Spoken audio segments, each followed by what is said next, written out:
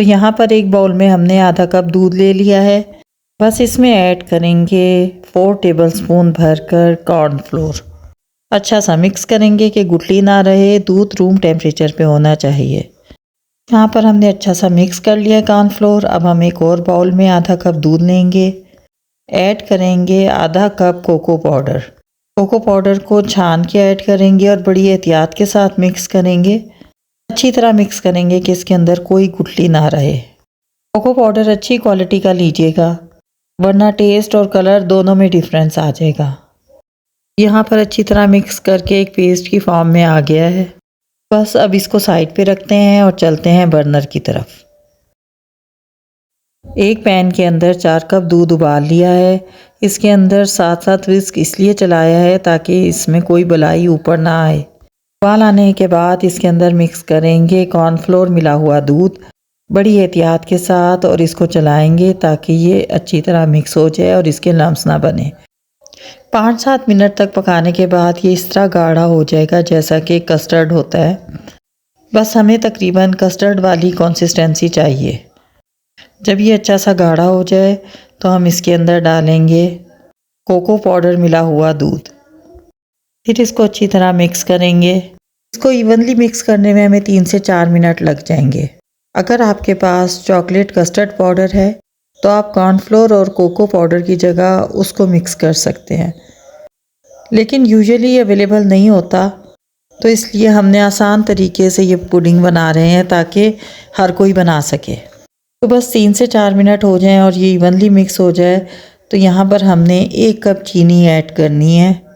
आप अपने टेस्ट के हिसाब से ऐड कर सकते हैं, लेकिन मुनासिब ये है कि 1 कप में बिल्कुल सेट रहेगा। फिर से 3 से 4 मिनट पकाना है। ये इसलिए ज़रूरी है कि अगर अच्छी तरह नहीं पका तो चीनी पानी छोड़ देगी, तो हमारी पुडिंग गाढ़ी नहीं रहेगी और इसमें पानी अलग हो जाएगा। बस पुडिंग हमारी रूम टेम्परेचर पे आई है तो मैंने इसे एक डोंगे में निकाल लिया है। ठंडा करने के दौरान मैं इसे वक्फे वक्फे से चलाती रही हूँ ताकि इसमें लम्स ना बने। तो हमारा ये मिक्सचर तकरीबन ठंडा हो गया है। इतनी देर में हम इसकी सेटिंग तैयार करते हैं। यहाँ पे तकरीबन आधा कप गर्म पानी ले लिया है। इसके अंदर ऐड करेंगे 1 to 2 teaspoon coffee powder and 1 teaspoon vanilla essence. Coffee powder की एडिशन जो है वो चॉकलेट को बहुत रिच फ्लेवर देती है, तो जो चॉकलेट लवर्स हैं यकीनन उन्हें ये फ्लेवर पसंद आएगा। इसको अच्छा सा मिक्स कर लेंगे। पानी गर्म है तो ये आसानी से मिक्स हो जाएगा। यहाँ पर मैंने मैरी और चॉकलेटों के बिस्किट ले लिए हैं। एटलीस्ट मैं 30 to 35 बिस्किट्स इस्तेमाल करूँगी, तो जो पसंद हो आप इस्तेमाल कर सकते हैं। यहाँ पर मैंने सर्विंग डिश ले ली है और साथ ये कॉफ़ी सिरप है। इसके अंदर मैं हर बिस्किट को डिप करूँगी अच्छा सा और इसको बाउल में रख दूँगी। बस इसी तरह 1 by 1 हर बिस्किट को कॉफ़ी सिरप में डिप करके मैं इस बाउल में रखती चली जाऊँगी। 6 से 7 बिस्किट रखने के बाद मैं इनके ऊपर स्ट्रॉबेरी के स्लाइसेस रख दूँगी। कतई ऑप्शनल है, अगर आप चाहें तो बनाना इस्तेमाल कर सकते हैं या चाहें तो कुछ भी इस्तेमाल ना करें।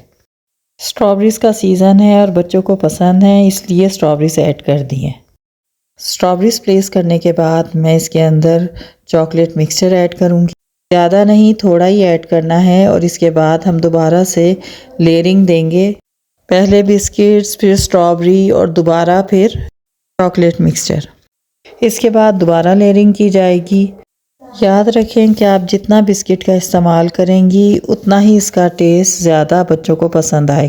बिस्किट इस्तेमाल करते हुए ख्याल रखें कि लू के बिस्किट्स ना इस्तेमाल करें, इसीलिए मैंने पीक प्रिंस के ये बिस्किट्स इस्तेमाल किए हैं।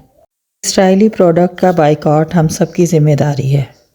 तो एक दफ़ा इस स्वीट डिश को बनाने के बाद आपको इतने ज़बरदस्त रिव्यूज़ मिलेंगे घर वालों से या गेस्ट से कि यकीनन हर दूसरे दिन ये स्वीट डिश बनेगी।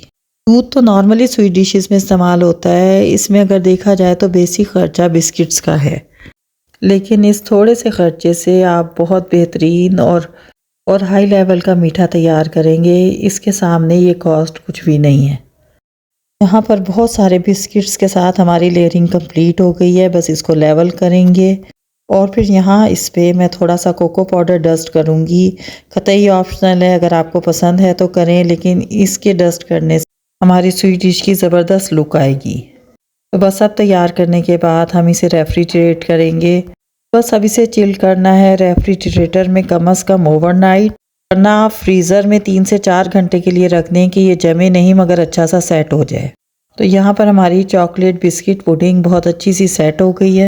देखिए अंदर से किस कदर बिस्किटी है।